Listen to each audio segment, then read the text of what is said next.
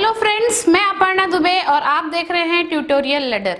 आज हम देखने जा रहे हैं आउटपुट स्टेटमेंट इन सी, या जिसे हम कहते हैं formatted output statement in C. C language में जब हम कोई प्रोग्राम बनाते हैं और प्रोग्राम में अगर हमें कुछ प्रिंट करना हो, कुछ भी मैसेज प्रिंट करना हो या किसी वेरिएबल की वैल्यू को प्रिंट करना हो, तो प्रिंट करने के लिए कई प्रकार के प्रीडिफाइंड फंक्शन का यूज किया जाता है, जिसमें से एक बहुत इंपॉर्टेंट और मोस्ट कॉमन जो हमारा प्रीडिफाइंड फंक्शन है या स्टेटमेंट है जिसका हम यूज करते हैं, वो है प्रिंट एफ स्टेटमेंट या प्रिंट एफ प्रीडिफाइंड फंक्शन। ये जो प्रिंट एफ प्रीडिफाइंड फंक्शन है, इसे हम ये प्रीडिफाइंड फंक्शन है, इसे हम फॉर्मेटेड आउटपुट स्टेटमेंट भी कहते हैं या फॉर्मेटेड आउटपुट प्रीडिफाइंड फंक्शन भी कहते हैं, क्योंकि इस स्टेटमेंट के द्वारा, इस प्रीडिफाइंड फंक्शन के द्वारा आप जो भी आउटपुट देते हैं कंसोल में, वो एक फॉर्मेटेड फॉर्म में हम देते हैं। हम जैसे चाहे उस फॉर्म में हम इससे एक फॉर्मेटिंग करके, एक प्रॉपर फिक्स करके फॉर्मेट हम इसको प्रिंट कर सकते हैं। तो इसलिए प्रिंटफ स्टेटमेंट जो है, प्रिंटफ प्रीडिफाइंड फंक्शन जो है, फॉर्मेटेड आउटपुट स्टेटमेंट के नाम से भी जाना जाता है। ये एक प्रीडिफाइंड फंक्शन है, अर्थात ये प्रीडिफाइंड फंक्शन किसी ना किसी हेडर फाइल में स्टोर होगा। तो प्रिंट एफ नाम का जो प्रीडिफाइंड फंक्शन है, वो जिस हेडर फाइल में स्टोर होता है उसका नाम है stdio.h। ये एक हेडर फाइल है। इस हेडर फाइल में ये प्रीडिफाइंड फंक्शन पूर्व परिभाषित है, प्रीडिफाइंड है, अर्थात जब भी आप प्रोग्राम में प्रिंटफ स्टेटमेंट का यूज करेंगे या प्रिंटफ फंक्शन का यूज करेंगे, तब आपको इस stdio.h हेडर फाइल को अपने प्रोग्राम में इंक्लूड करना पड़ेगा। आइए अब हम देखते हैं कि कैसे इस स्टेटमेंट का यूज हम प्रोग्राम में करते हैं। प्रिंटफ स्टेटमेंट का उपयोग हमें समझ में आ गया कि प्रिंटफ स्टेटमेंट का उपयोग किसी भी वेरिएबल की वैल्यू को प्रिंट करने के लिए या किसी मैसेज को प्रिंट करने के लिए यूज किया जाता है। कई बार हमें डेटा को रीड करने के पहले ये मैसेज देना पड़ता है कि एंटर कीजिए इन वैल्यूज को। तो इस प्रकार से मैसेज या कोई भी मैसेज जो आपको देना हो, आप उस मैसेज को भी प्रिंट कर सकते हैं, आउटपुट दे सकते हैं। और दूसरा जो है, अगर आपको किसी वेरिएबल में स्टोर वैल्यूज को प्रिंट करना हो, तब भी आप इसका उपयोग करते हैं।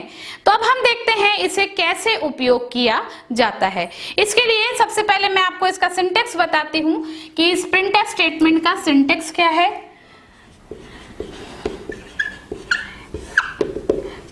स्टेटमेंट का सिंटेक्स कुछ इस प्रकार से है। सबसे पहले जो आपका प्रिंट एफ प्रीडिफाइंड फंक्शन है, इसे हम लिखते हैं।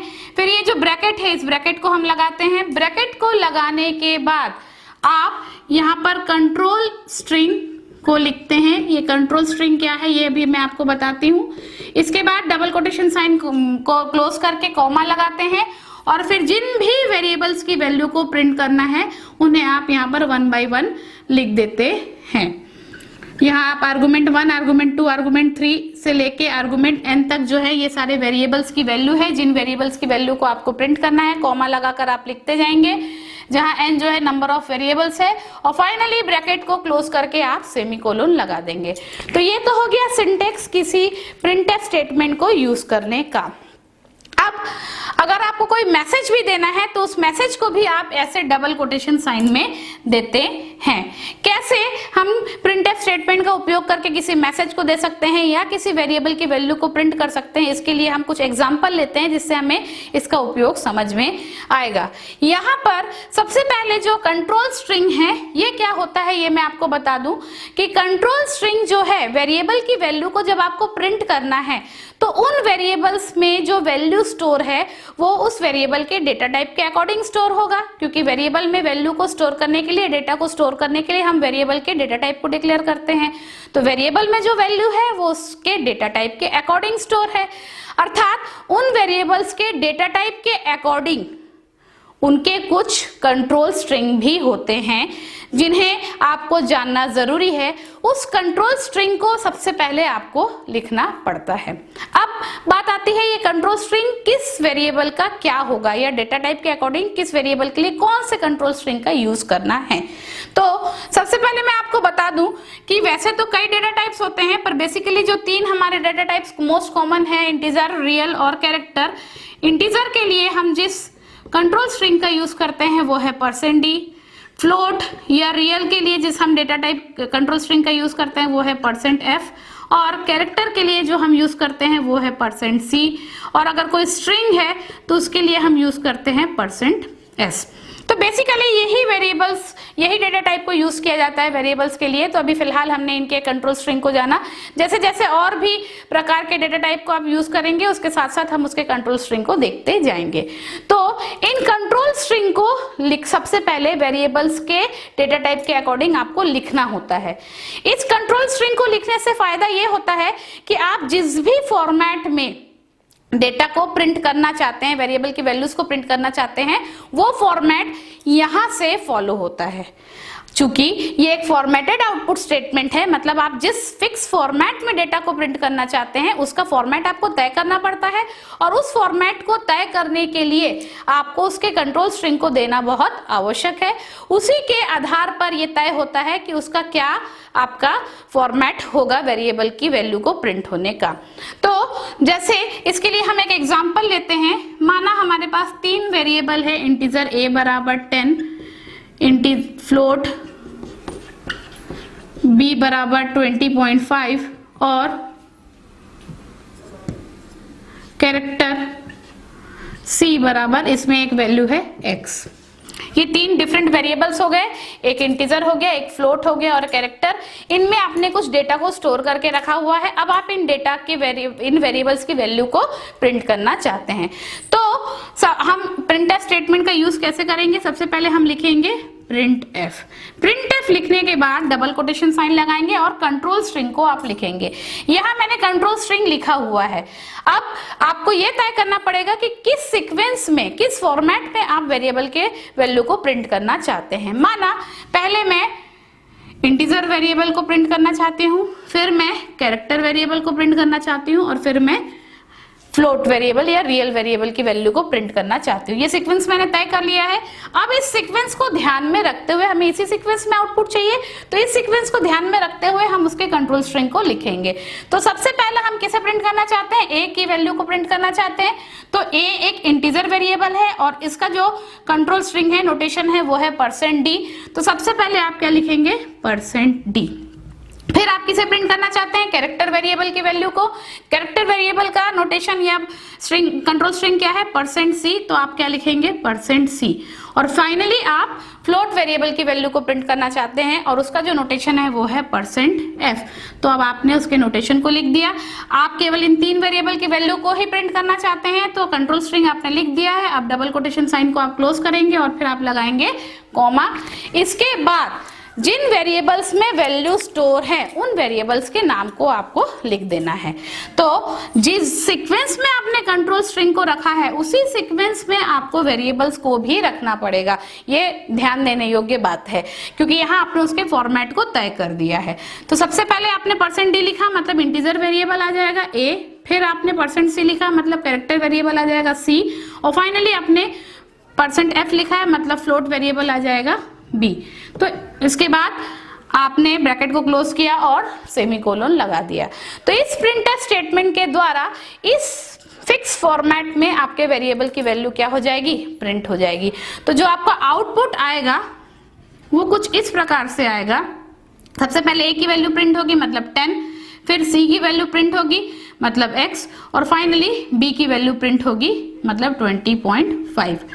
इसी फॉर्मेटेड स्ट्रिंग के बीच में, कंट्रोल स्ट्रिंग के बीच में आपको, अगर आप अपने आउटपुट के बीच स्पेस चाहते हैं या आउटपुट को न्यू लाइन में चाहते हैं तो उसके लिए जो यूज होते हैं नोटेशंस, उनको आपको यूज करना है। स्पेस के लिए जैसे हम /t यूज करते हैं, न्यू लाइन के लिए हम /n यूज करते हैं। तो इनका उपयोग भी आप जहां चाहते हैं वहां मतलब फॉर्मेट को तय करना पड़ेगा, तो आपको इस कंट्रोल स्ट्रिंग के बीच में देना पड़ेगा। जैसे अभी तो ये आपका प्रिंट कैसे हो जाएगा 10x 20.5 एक साथ प्रिंट हो जाएगा, क्योंकि आपने इन तीनों के बीच में कोई स्पेस या न्यू लाइन नहीं लिया है। इसी लाइन को अगर आपने ऐसा लिखा printf %d/t, ये टैब के लिए आपका स्पेस के लिए यूज होता है, टैब के लिए, और ये आपका यूज होता है न्यू लाइन के लिए। उसके बाद आपने %c लिख दिया और यहां लिख दिया /n और फिर आपने लिख दिया %f। जब आपने इसे लिखा है तो इसका यूज कैसे होगा, इसके बाद आप सीक्वेंस में लिख दिए A, C और B। तो देखिए अब इस आपका जो है ये फर्स्ट एग्जांपल हो गया, ये सेकंड हो गया। अब इसके अकॉर्डिंग आपका आउटपुट कैसे आ जाएगा, %d, सबसे पहले A की वैल्यू प्रिंट हो जाएगी। A की वैल्यू क्या है 10 प्रिंट हो गया। अब आपने क्या लिया /t जो है टैब के लिए यूज होता है, स्पेस के लिए। एक बार /t लिखने से ये 8 कॉलम्स के स्पेस को देता है। तो 8 कॉलम का स्पेस के बाद %c लिखा है, मतलब c की वेरिएबल की वैल्यू प्रिंट हो जाएगी, वो क्या है x। और इसके बाद आपने /t ना लिखकर यहाँ लिखा है /n, और /n न्यू लाइन के लिए यूज होता है, मतलब अगला जो आउटपुट आएगा वो आपके न्यू लाइन में आएगा।